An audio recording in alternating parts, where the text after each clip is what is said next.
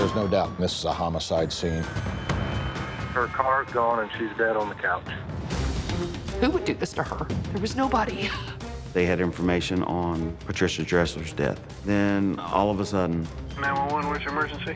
Did you guys find the blue Taurus that was stolen from Patty Dresser's house? they have the car on a traffic stop. Put your hands on top of your head! The stolen vehicle you're in is attached to a homicide. Homicide? Okay, well, I'm the owner of the car. Hey, what's your name? Dwayne Davis. This was a new name that came up. What the fuck's going on? Murder. Bullshit!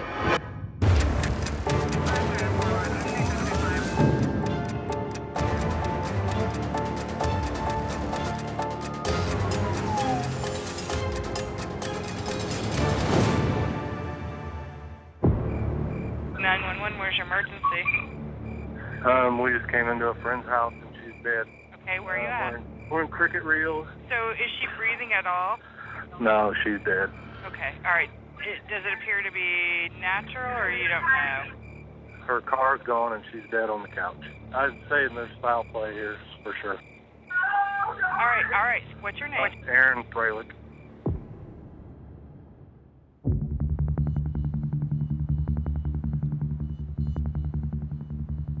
It was about 11 p.m. I received a call from Detective Michael Schwamberger, who explained to me that he had been called to a death scene and there were some things that just looked out of place to him. When I arrived on scene, I went into the house. First things that we noticed was that the kick plate to the refrigerator was lying on the floor. There were 3 purses. One of those purses was spilled out onto the kitchen floor, and one of the slippers was located near the kitchen, another partway into the living room. It appeared that there's possibly a struggle. When we got to the living room, we found the body on the couch. There were pillows piled on her legs.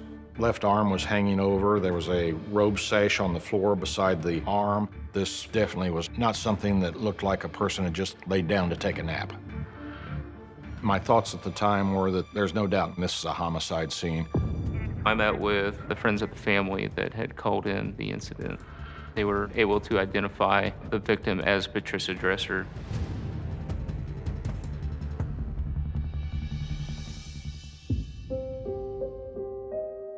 Patty Dresser was one of my best friends. Patty had a lot of friends. We jokingly called her the Kevin Bacon of our group because she connected everybody together. Patty's personality was big. She would walk into a room and everyone knew she was there. She was also a mom and raising 2 boys. Nick was getting ready to take off to go to the military, and Daniel had moved out. So I think with the boys being gone, she finally was gonna have a quiet house, but then there was a part of that she probably didn't like. Patty was definitely a people person. If she liked you, you were going to be friends for life.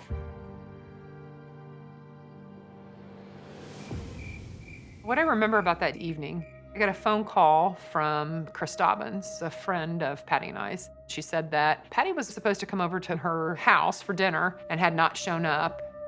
And then Kristen Fralick had called me and wanted to know if I'd talked to her. And I said, no, I hadn't, but odd enough, Chris Dobbins just called me. So we both headed to Patty's house after that. When I got there were police officers there at the house. Kristen and Aaron were still inside the house, and I heard Kristen scream. One of the officers came out and stopped me and said, you can't go any further, it's a crime scene. Rod Vodder and the evidence techs were going through the scene and processing potential evidence. There was no forced entry to this residence, which now tells me that this person knew her. We did try to check for fingerprints, but if the person has access to this house and has been in this house, no fingerprint, no DNA swab from this house is gonna say they did it. So we have to look at the physical evidence that may be present on her. The marks on her neck caught my attention. You'll get a redness when somebody tries to choke somebody or strangle somebody. The marks were very noticeable, and they were very consistent with the robe sash next to her hand. The pathologist was able to confirm later this was a homicide, as we believed. The robe sash was the weapon used to strangle her, and it had been wrapped around the neck twice. Strangulation, that's up close and personal. Again, was this robbery? Was this something, somebody had a personal motive to do toward Patricia? That was hard to know that you'd lost a friend, and the way that we lost her. Who would do this to her? There was nobody that would do that to Patty.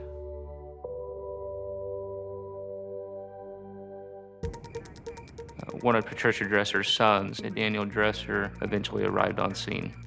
I saw, as anybody naturally would with their own mother, a great concern, a lot of questions of how did this happen, who is possibly involved. The information that Detective Schwamberger had gotten from Daniel Dresser initially was that his mother believed that a person she'd hired to do some work for her, a Spencer Spielman, he was a friend of Nick Dresser's, had broken into her house the day before.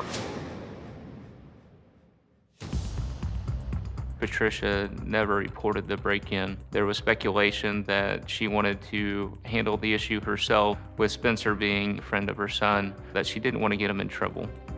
She had mentioned Spencer on the phone a couple times. She had tried to help him out. She knew that he'd had, a past and had some bumps in the road. Nick, obviously being just like Patty, was the same way. He reconnected with this kid that, he knew from junior high and was going to help him out. So I think that's how they all got connected. She believed in just the true grit of people and honesty of people. Patricia was a well-known person in the community. This was one of the nicest neighborhoods, so it kind of put the community on edge for a while.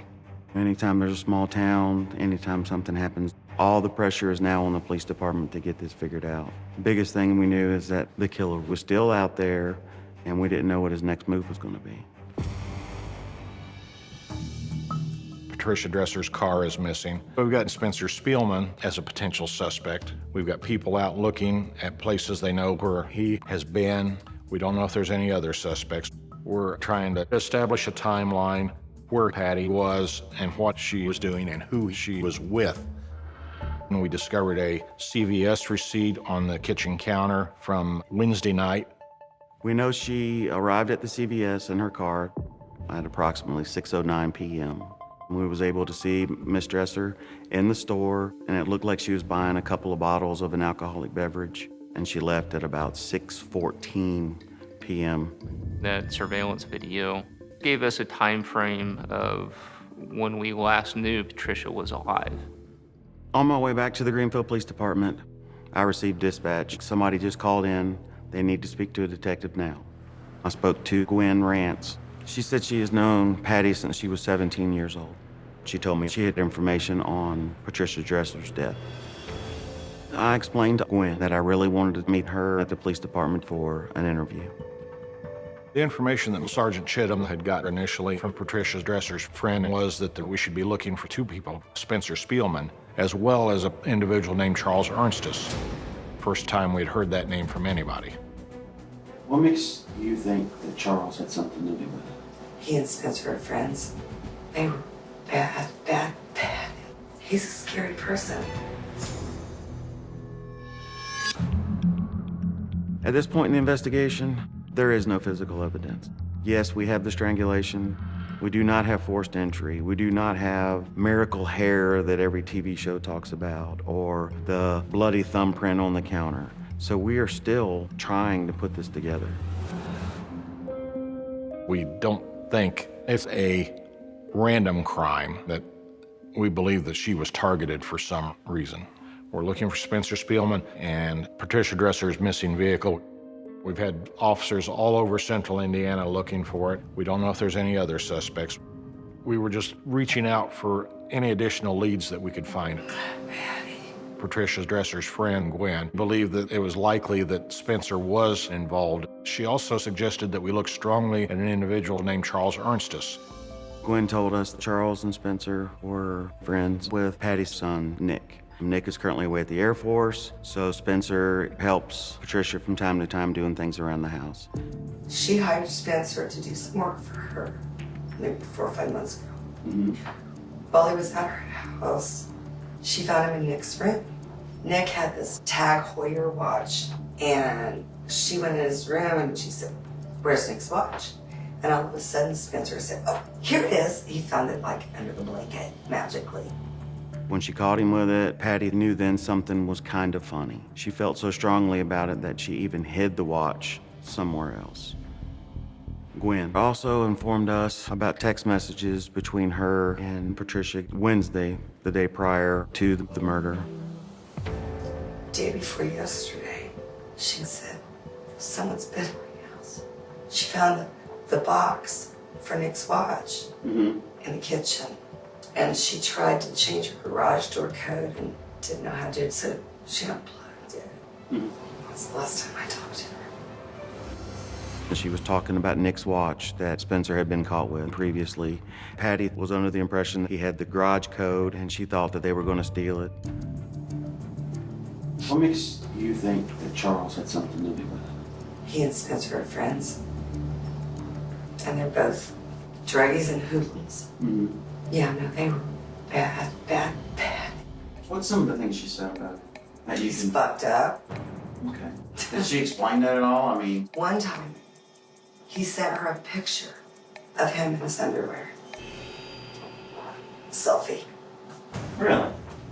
It was kind of weird. I mean, she was like, "Can you believe that he just did that?" While speaking with Gwen, she's very adamant that these are the ones that done something to her friend and that we needed to follow these leads. This is Friday afternoon. We're looking for Spencer Spielman. Now we need to branch out and start looking for this Charles Ernestes guy and get him in and try and talk with him. Sergeant Chittum did locate Charles Ernestes. He said, "I'll talk to you guys, I'll do whatever it takes." So we transported him back to the Greenfield Police Department for an interview. At the time that Charles Ernestes' name came up in this investigation, we had no physical evidence of any kind linking him to the case, other than the hearsay provided by Gwen Rant. But since this is really the first name outside of Spencer Spielman that had come up, we knew we needed to talk to Charles. Detective Schwamberger and Sergeant Cutler led into the interview as a soft interview. They were just looking for information. So they withheld the fact that they knew that Charles had sent Patricia some inappropriate photographs. There's some things we need to get to the bottom of. You already know it's a homicide investigation, okay? So just kind of run me from the start as far as what you know with the incident. Okay, from the very beginning. So Wednesday around 3 or 4, I talked to my buddy Nick. He called me up. He said his mom's house got broken into. I told him, "Hey man, anything you need, let me know. I can go over to your mom's house tomorrow and check on her." And she ended up calling me later, and she told me that it was Spencer, like for sure, who came and broke into her house. She said, "I know it was him." Patty said that? Yes. Did she say how she knew that it was Spencer?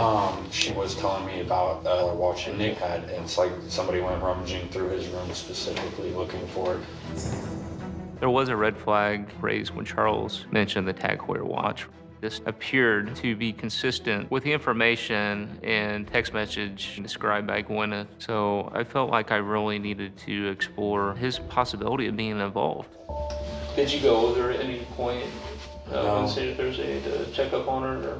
No, I didn't. Okay. Run me through Thursday. What happened with you Thursday? I didn't even talk to Nick Thursday. I just went to work. I had plans with this girl, Grace Abernathy. Hung out with her for a little bit. She took me back to my car around 11:30, and I drove home, got home at 12. I fell asleep probably around 1, because Nick called me at 1:30. I never got the call. But he called me back around 9, and like when he first said it, I was like, "No way, dude." Like I thought his next line would literally be, "I'm just playing," or something like that. No. So Nick had told you that his mom passed away. Once he started talking with them, they confronted him with the photographs and wanted to know what his connection was. We've got information that you may have sent Patty a photo.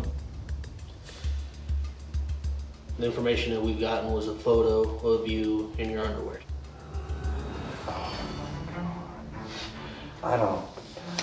I was probably freaking drunk or something. And you know what? Didn't know who she was. But, I mean, yeah, I do that kind of stuff. Was there something between you and Patty? No, I mean, it's not like she was what you would call a cougar for sure, but she was Nick's mom. With the information about the selfie he had texted her, I picked up on maybe a sense of embarrassment. He seemed to be being cooperative. I didn't pick up any signs of deception. We didn't mark Charles off of our list of suspicious people, but he gave us a little bit more reassurance that our main focus was Spencer Spielman.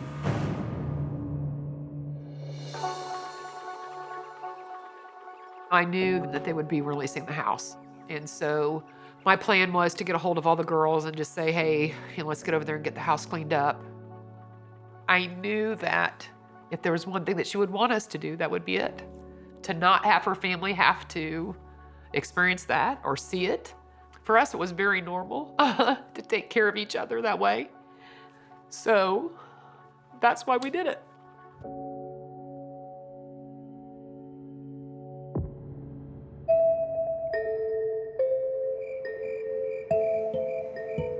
After the interview of Charles Ernestes, we've got all the autopsy information. We have not been able to find Spencer Spielman or the car. We have been up 36 hours roughly by that time. We're all feeling kind of defeated. And then all of a sudden, we get information that they have the car on a traffic stop. 911, where's your emergency? Did you guys find the blue Taurus that was stolen from Patty Dresser's house? I have no idea. Well, there's one sitting here at the village pantry on South 9 right now that matches it. What's the license plate? UJF691. Is that the car? I can't tell you that information. Okay, well, I'm the owner of the car. Okay, what's your name? Dwayne Davis.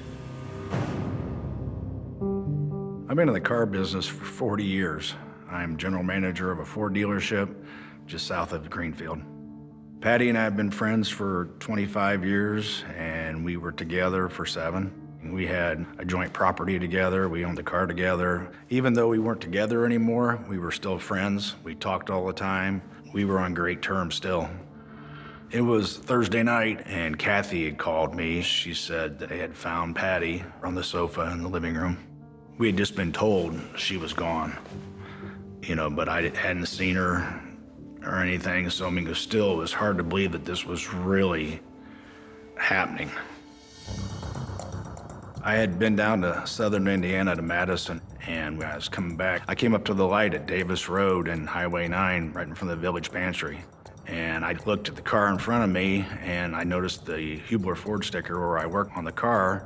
And then I looked at the car, and it was a blue Ford Taurus, the same car that Patty and I owned. Who's with the car? 2 white guys. If that's the car, I'll follow them real quick. They're leaving. And then he turned left and went north into Greenfield, so I proceeded to follow him. Where are you at now? We're coming up to the curve, coming towards, there's a police car right there. Our units converge behind it, light the vehicle up, and perform a high-risk stop. Turn the car up, put the keys on top of their car.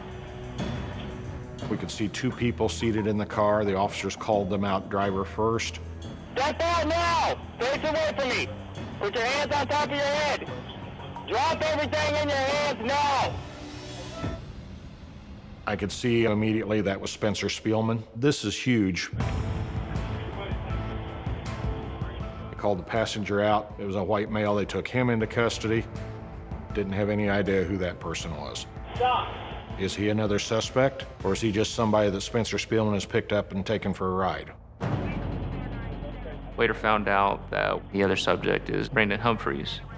This was a new name that came up. Brandon was a wild card. We wanted to lock down his involvement first, see whether he was an actual suspect or not. We knew the car was stolen. We had a lot of information. We did not want to let him know any of that. We just held everything back to give him the opportunity to tell us everything he knows. Do you know why you're here, why you were shot? Absolutely not. I'm baffled right now. Okay. Who's the guy that you're with? His name's Spencer. I met him in Greenfield when I first moved in here. For today, when's the last time you saw Spencer? It had been Wednesday. Okay, where'd you see him at? He just stopped by. Was he in that car? Yeah, he was actually. Okay, what time was that? It was like around 9.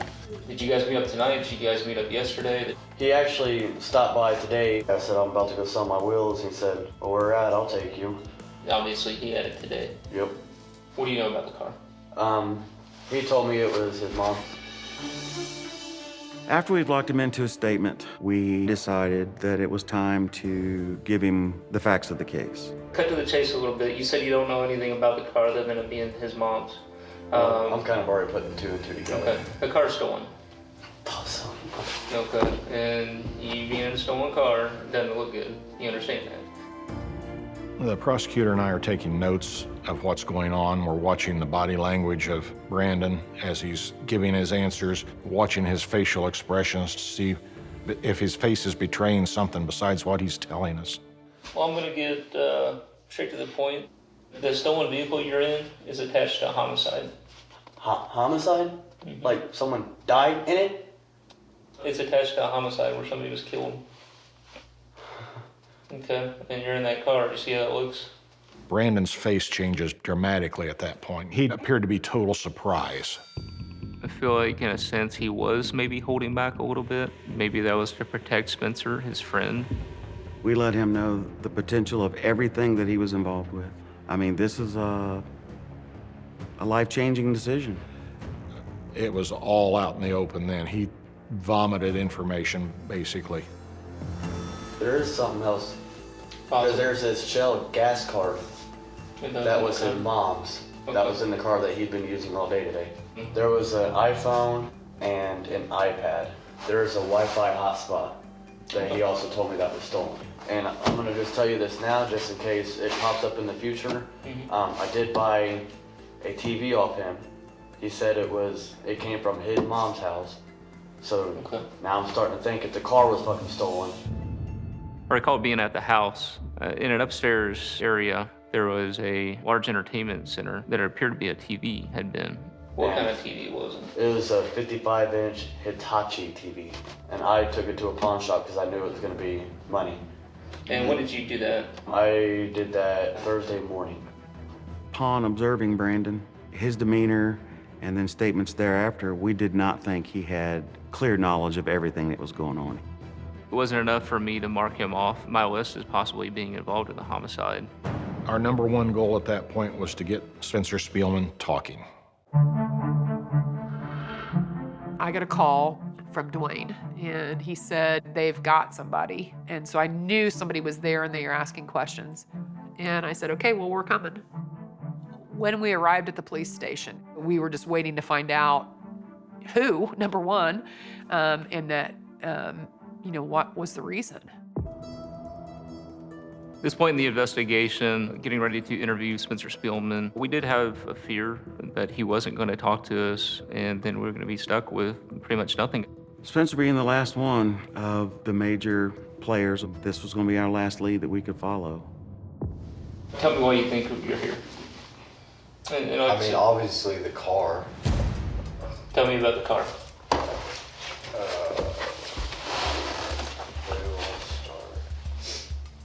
I go over there to her house once or twice a week. And we're talking about Patty. Patty, okay. And I was cleaning, and she got into a fight with some old guy who was over there.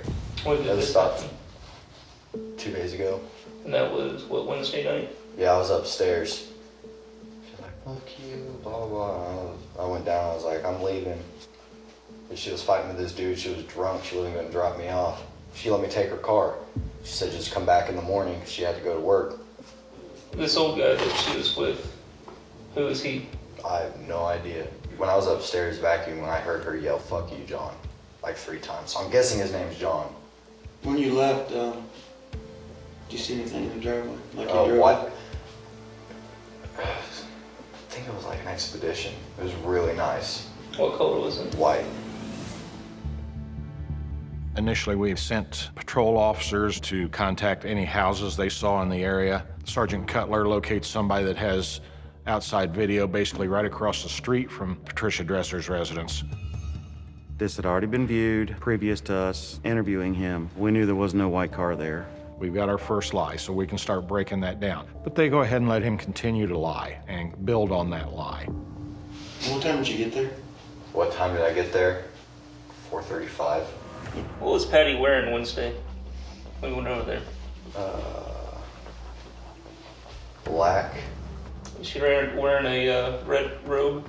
No. Did she ever leave or anything?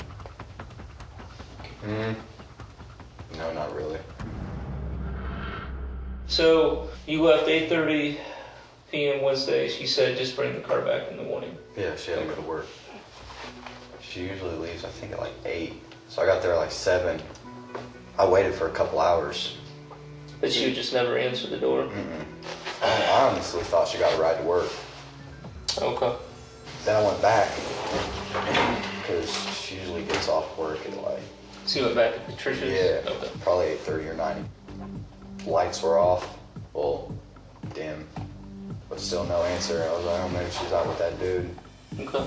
So now we're into Friday today. Went to Brandon's, loaded up rims for his car, went and tried to sell them. Pawn shops wouldn't give a shit for them. When you guys went to the pawn shops, did you guys pawn anything else over there? No.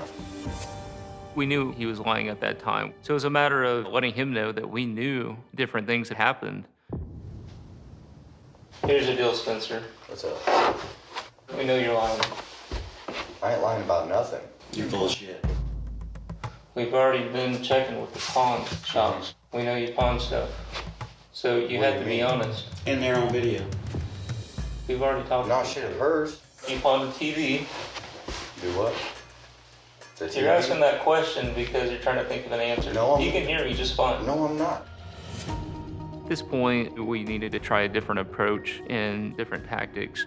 Sometimes another officer changing his demeanor, his attitude, the tone of his voice can make a difference. During an interview, I'll play the bad cop. I'll let the suspect know that he's not in control.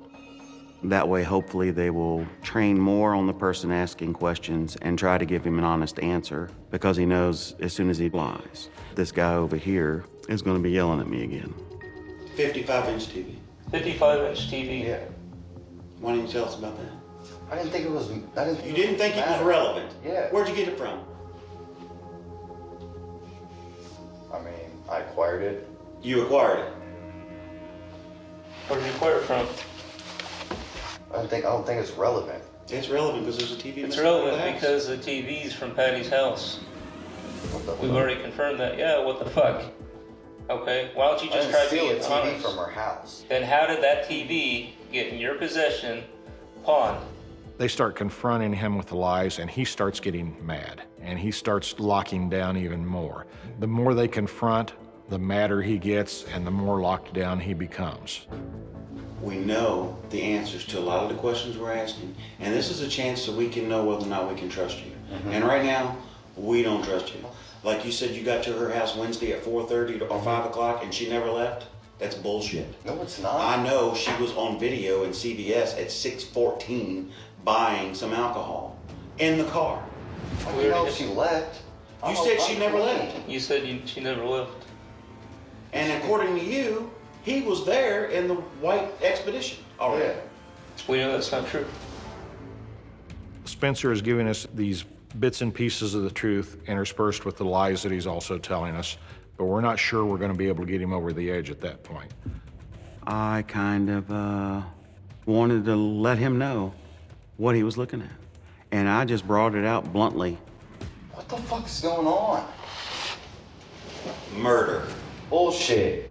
Bullshit. Murder. I didn't kill nobody. Apparently you did. The fuck? You sit here and lie about every fucking thing else, why would you lie about that? You stole her car? No. What? Broke in her house, stole her TV. No. Stole a car, stole her Wi-Fi. I didn't kill nobody. Or Apparently steal you did. anything. Then you better tell us who did. I don't fucking know. Yeah, right. I don't have the balls to murder anybody. Maybe you didn't mean to. What? Maybe this is your opportunity to tell us what happened. I don't fucking You know. lied since you sit your ass in that chair.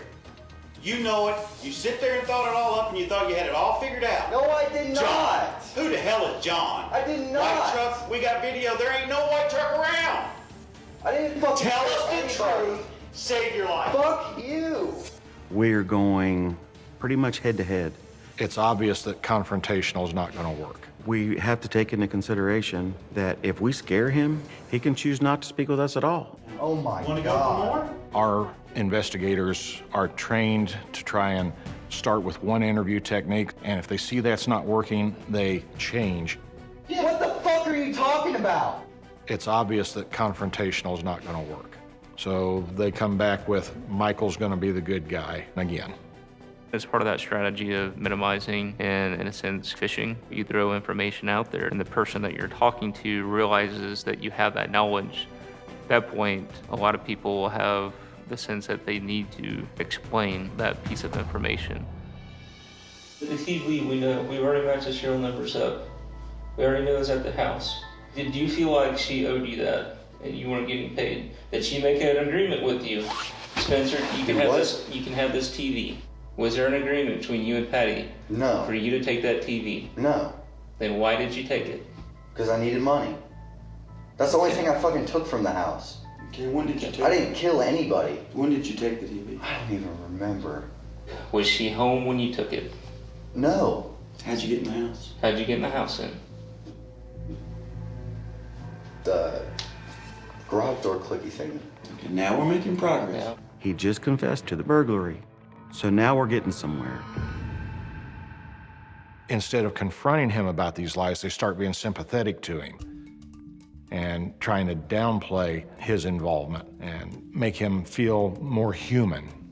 You took the TV because you needed money. Yeah. You don't have a job, No. right?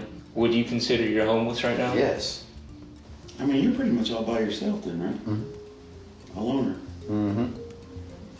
And here's this one person, basically a saint, who helped you, gave you money, let you do stuff, and you could give a shit if she's dead.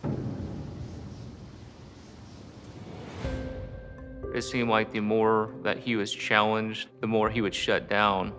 But the more compassionate that I was being with him, the more information that he started putting out there. We've gone over and verified the times on the video. There's no expedition there. Are you saying that just because you're scared? Yeah. Okay. I didn't. But there's no expedition. He changes the story again. He admits to us that John wasn't true.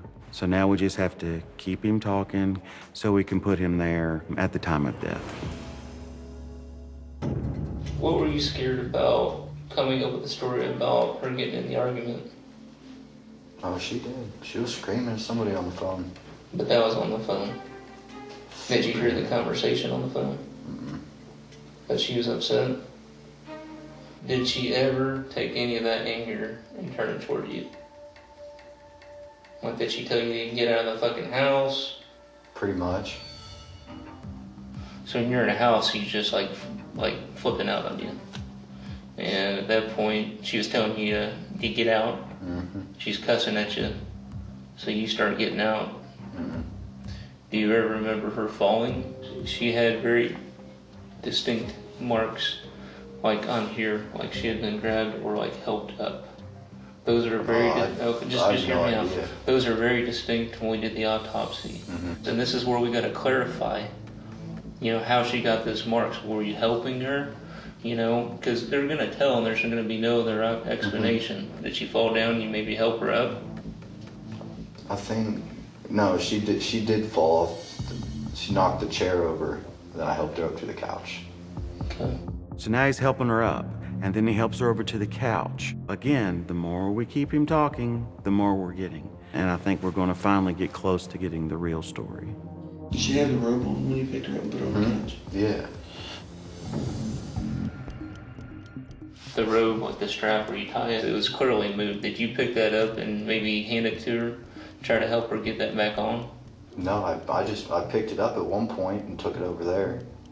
When she was laying down, just put it by her. That's about it. Right there by the couch, I think, on the floor.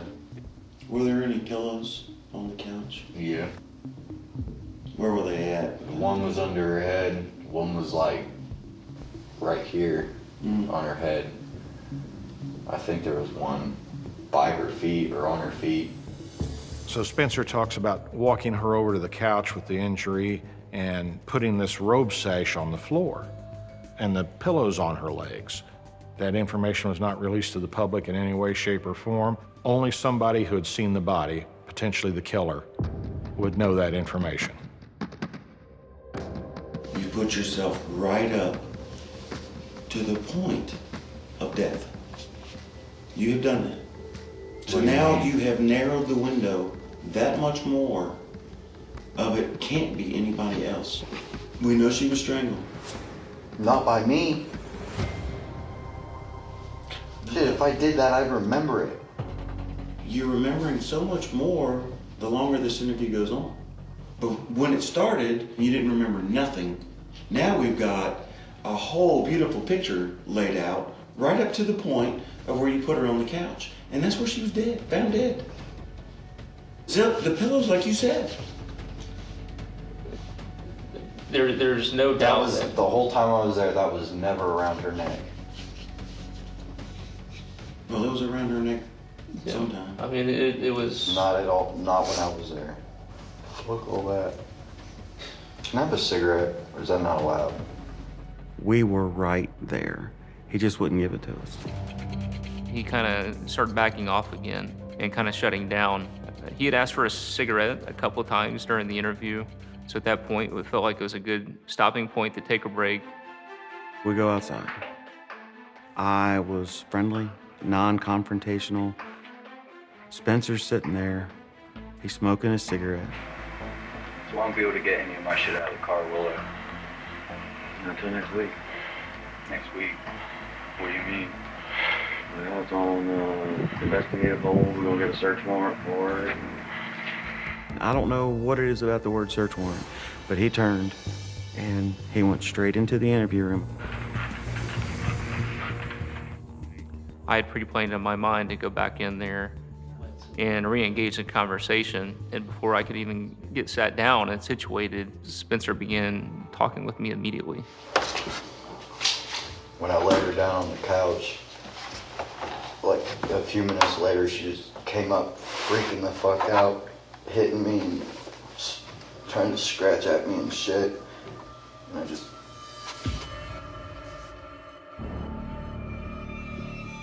tightened it left. And I came back, and by that time, when I took it off, it was too late. I mean, did you just around once or? Twice, and then... He even used hand gestures that he wrapped the sash around her neck twice and then cinched it. That's things only the killer would know, and it was confirmed through the pathologist. We got it. We found the truth, and we got the confession. You know what, Spencer? You're doing the right thing, okay? I appreciate you being honest about that. At this point, we were able to clear Charles Ernestes and Brandon Humphreys, and Spencer Spielman was charged with murder. My friend and I were in the lobby just waiting until they came out and they told us that he had confessed. So that was sad why we were there, but happy they'd caught the guy. And then we walked outside and we got to the parking lot. The girls were all out there and smiles and hugs and crying. You know, you just lose all your energy. I mean, that's just, you feel like deflated almost. I was glad that part was over, but you know, I still had that burning desire to know what was the reason. Why would you do this to her? Listening to the confession at the trial was hard to believe because he changed his story so many times. And I'm not sure that we ever got the complete story.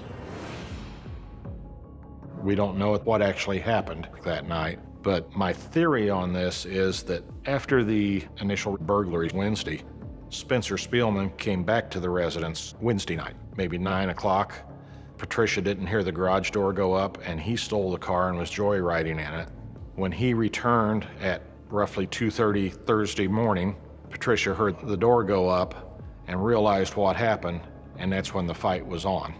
And it ended up resulting in the loss of her life.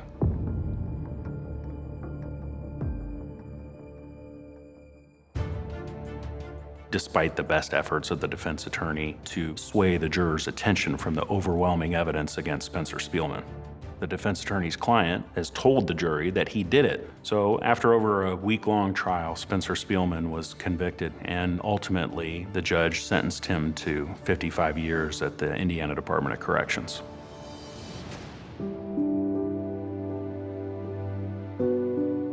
The detectives, the investigators, the time, and I know there were days in the beginning of that when they were collecting information that I found out later, they were working 12 and 24-hour shifts. That was the first act of Patty kindness that we did after the trial, was we sent them all baskets of food and stuff just because. And when you have police officers who are seeing somebody in your community taken, I think they have a will about them to make sure that it's done right. And they went above and beyond.